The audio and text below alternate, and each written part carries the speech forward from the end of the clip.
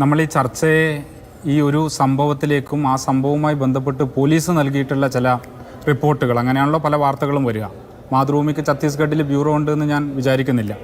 പല വാർത്തകളും അങ്ങനെയും വന്നിട്ടുണ്ടാകാം. അപ്പം അങ്ങനെ വന്ന വാർത്തകളുടെ എല്ലാം അടിസ്ഥാനത്തിൽ മാത്രം ഈ വിഷയം ചർച്ച ചെയ്യാനാണ് ഇപ്പോൾ ശ്രമിച്ചുകൊണ്ടിരുന്നത്.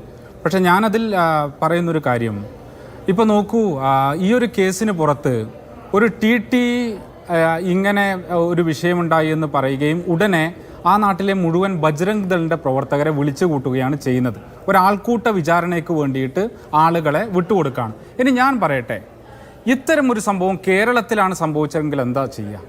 രണ്ട് കന്യാസ്ത്രീകൾ, ആരായി രണ്ട് കന്യാസ്ത്രീകൾ? എത്രയോ വർഷങ്ങളായിട്ട് കുഷ്ഠരോഗികളുടെ ഇടയിൽ പോലും ഇന്ത്യയിലെ ഏറ്റവും പിന്നോക്ക മേഖലയിൽ ദരിദ്രരായ മനുഷ്യരുടെ ഇടയിൽ അവരെ സേവിച്ച് ജീവിക്കുന്ന അതിൻ്റെ റെക്കോർഡുള്ള രണ്ട് കന്യാസ്ത്രീകൾ.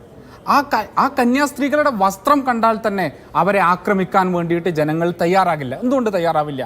അത് ഒരു സ്ഥാപനത്തോടും എത്രയോ വർഷങ്ങളായിട്ട് മിഷണറി പ്രവർത്തനം കണ്ട ഒരു നാട് പുലർത്തുന്ന ഒരു ബഹുമാനമാണ്. എങ്ങനെയാണ് രണ്ട് കന്യാസ്ത്രീകളെ കാണുമ്പോൾ അക്രമോത്സുകമായിട്ടുള്ള ഒരു മാനസികാവസ്ഥയിലേക്ക് ഒരു ജനക്കൂട്ടെത്തുന്നത്? അതിനെ എത്തിച്ചതാണ് എത്രയോ വർഷങ്ങളായിട്ട് ഛത്തീസ്ഗഡിൽ, ഒഡീഷയിൽ, ഇന്ത്യയിലെ ഉത്തരേന്ത്യൻ പല സംസ്ഥാനങ്ങളിലും അങ്ങനെയാക്കി മാറ്റിയതാണ്.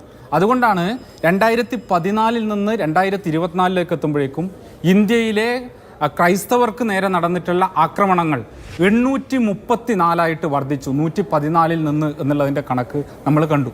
2024 834 2013 നിന്നും 100-ലധികം, അതായത് ഒരു വർഷം കൊണ്ട് 100-ലധികം ആക്രമണങ്ങൾ കൂടുകയാണ്.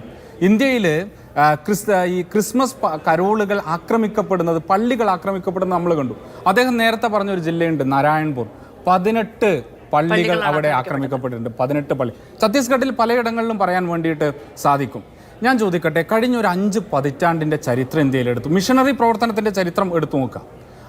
മനുഷ്യക്കടത്തിൻ്റെ ചരിത്രമാണ് അവിടെയുള്ളത്.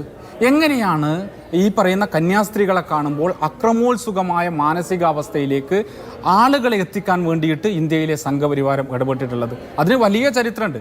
അതിന് ഇന്ത്യയിലെ ആഭ്യന്തര ശത്രുക്കളിൽ ഒന്നായിട്ട് ക്രിസ്ത്യാനികളെ കൂടി ഉൾപ്പെടുത്തിയിട്ടുള്ള വിചാരധാരയുടെ ചരിത്രമുണ്ട്.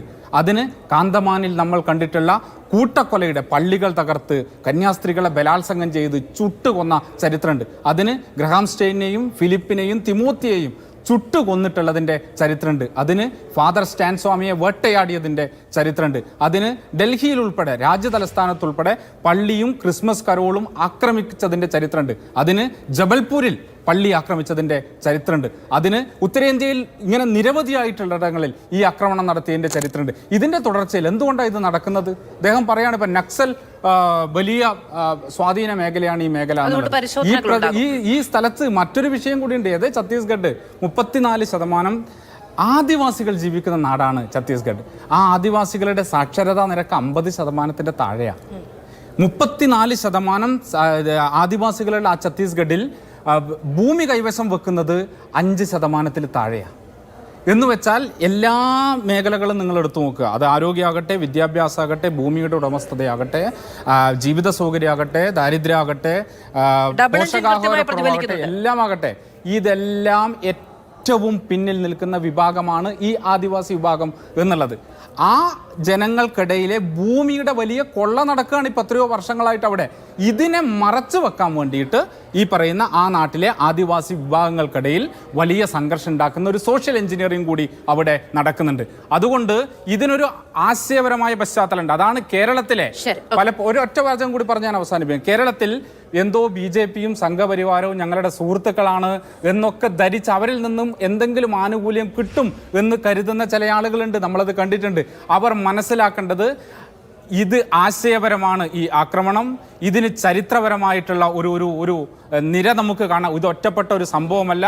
അതുകൊണ്ട് ഇത് മതനിരപേക്ഷതയ്ക്കും ഭരണഘടനയ്ക്കും ജനാധിപത്യത്തിനും നേരെയുള്ള ആക്രമണമാണ്. ഇതിനെ ഒന്നിച്ചു ചേർക്കാൻ വേണ്ടി